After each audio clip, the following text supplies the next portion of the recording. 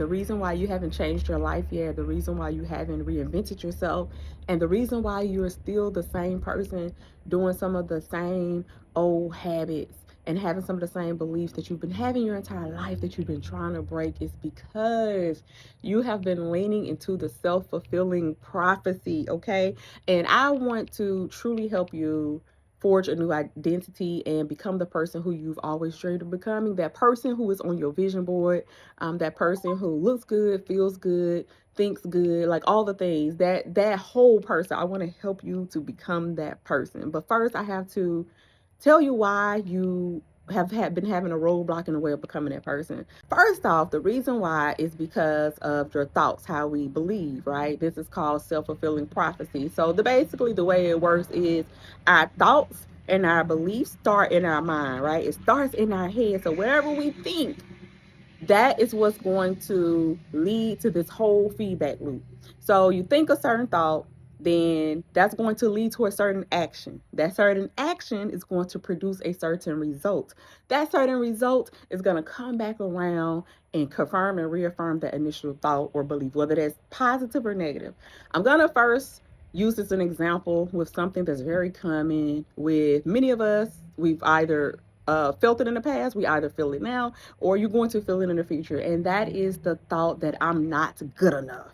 I am not good enough, okay?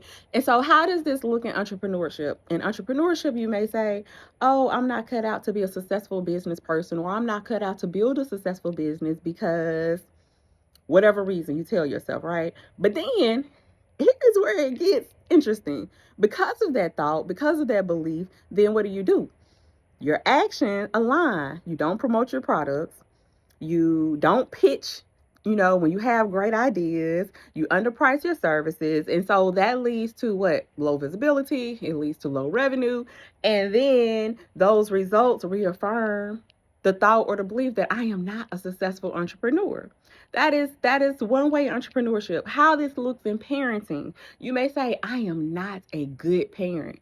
No matter what I do, my kids don't like me, they don't vibe with me, I'm not a good parent. And so that thought, that means that now your actions, you spend less time with your kids. You maybe don't spend one-on-one with them. That's the actions, right? And so with you not spending one-on-one time with them, with you not giving them undivided attention, then the kid feels isolated. They feel withdrawn. And then to you, it's like, oh, look, here's the results. I told myself I'm not a good parent. Look, my kids don't even like me. This is how they're acting towards me, but they're acting like they're towards you because of a certain action that you put in place and that led to a result that came back around. I got two more. Another example with you saying that you're not good enough. You're in corporate America. You have this amazing job, right? And you want to be promoted. You want to be a leader, but you're telling yourself, I'm not a good leader. I don't have what it takes to stand up and to lead a team or to apply my ideas or share my ideas. And so what do? The action. What do? You already know. What do?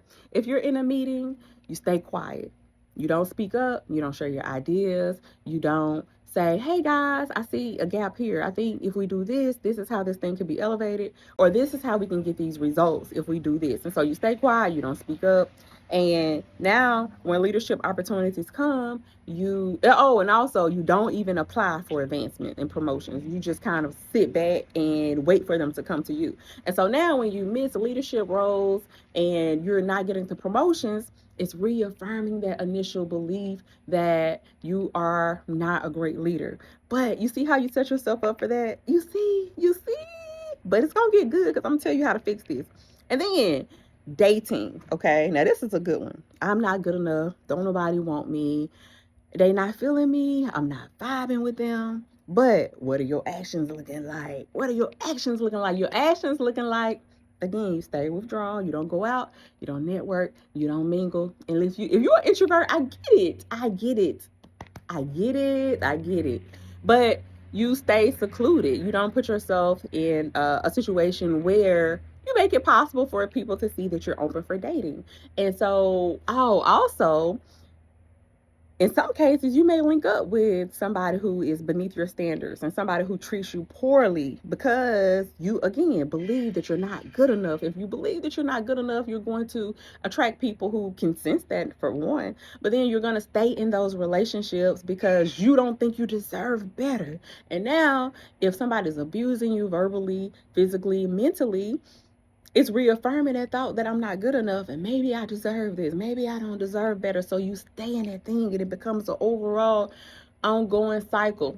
Ongoing cycle. Ask me how I know. Ask me how I know. Okay. But the beauty in all of this is that anything that you want in life, anything that you desire in life that starts with you can also end with you. You have the power at any given time to change your mindset, to change your thoughts, to change your beliefs. What a man thinketh, so he is. Basically, what that means is that if you think, meditate on good things, then good things eventually has to come because you're believing that. And so, example of how you can forge a new identity and change your life around. Let's just say you're somebody who's been overweight your whole life, or you're somebody who's gained some weight, you've had kids and you want to lose some weight. And you start working out. You work out for 30 days, and then the next set of 30 days, you stop. You pause for whatever reason. During that pause of those 30 days, you gain 5 pounds. That's the actions, right? Well, the action was that you stopped those 30 days. The results is you gained those 5 pounds. And now it circles back around. I've been overweight my entire life. Maybe losing weight is not for me. Or, oh, I've been carrying these mommy pounds around for 10 or 15 years. They're not going to come off no matter what I do. You've basically reaffirmed that thought and that belief that you initially had about your ability to be able to lose weight. But the way that you change this, the way that you make it work in your favor, and the way that you start moving more towards that dream body or that ideal goal or body that you have in mind, is this is where you switch. And this applies to every single thing that I just said prior to this, right? If it starts with a thought, if it starts with a belief, then you can start with that same belief that you had, but now you have to be intentional about the actions that follow. So in the weight loss example, you worked out for 30 days and you stopped. So now what that looks like is, yes, I'm overweight. Yes, I have these extra pounds I need to shed, but this time I'm going to go past the 30 days. And then after that, no matter how it looks, I'm going to go past that 30 days. And then after that, no matter how it looks, no matter how I feel, no matter what comes my way, I'm going to go past those 30 days. And then before you look up, you're at like 120 days. And guess what? You've lost 10 pounds. You've lost 10 pounds by just the consistency and simply the belief to keep going. You didn't do anything else, but you stayed consistent. And then those actions lead to that final result. I lost 10 pounds. That result circle back around and say, you know what? I have been overweight all my life, but this is proof that I can lose weight. This is proof that I can, change my body. I can evolve my body. I lost 10 pounds. What would happen if I go another 6 months and lose another 10 pounds, another 30 pounds? And then this loop come back around and now I'm no longer overweight. Now I'm skinny, or now I'm medium size, or whatever the idea. You have just forged a new identity and a new belief. Congratulations. Congratulations. Why am I sharing all of this, y'all? It's because the mind is so powerful.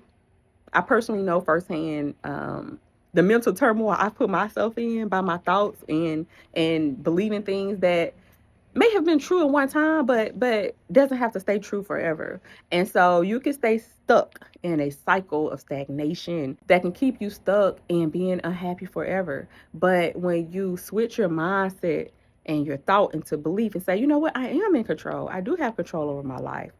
Nobody is stopping anything, or nobody is preventing any of the blessings coming to me but me when it comes to these type of things, right? With the mindset. And so just knowing that alone is enough to make you be able to change any thought that you have in your mind, any negative thought, any negative thought that you have right now. I guarantee you, if you apply those principles of first, keeping the thought the same or tweaking it a little bit, or even believing that better is coming, right? And then align that with the actions, allow those actions to produce the results, and then those results come back around and change that negative thought or reinforce that positive belief, then I guarantee you your life will change. If you do this for 90 days, You ain't got to do nothing else but that. And you're going to look up and you're going to be a completely different person. Keep the faith. Bet on you because God already did.